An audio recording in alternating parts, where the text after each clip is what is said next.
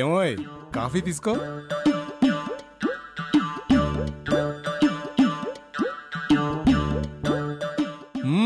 ఎలా ఉంది కాఫీ?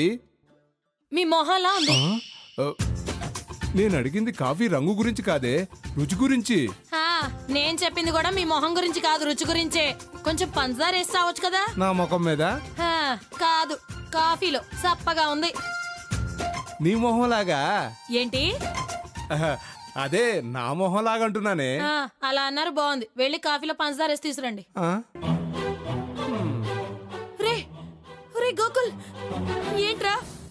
ఏంటన్నా ఈ దెబ్బలు? ఏమైందిరా? ఎందుకురా ఇన్ని దెబ్బలు తగిలాయి? ఏం జరిగింది నాన్న? అది ఆ నాయుడు వచ్చే దారిలో యాక్సిడెంట్ అయిందమ్మా. కింద పడ్డాను, దాంతో ఇలా చిన్న చిన్న దెబ్బలు తగిలాయి. చిన్న చిన్న దెబ్బలేంట్రా? ఇంత పెద్ద దెబ్బలు తగిలితేనో ఏం జరిగిందిరా అసలు?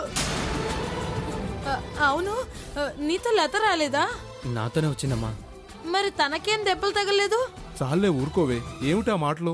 ఆవిడికి దెబ్బలు తగలేదని సంతోషించాల్సింది పోయి నీకు తగలేదా అని అడుగుతావేంటి?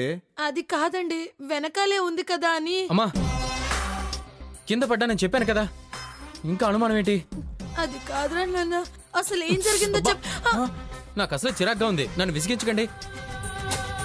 నాన్న అది కాదురా. అమ్మా ప్లీజ్. జాగ్రత్త నాన్న.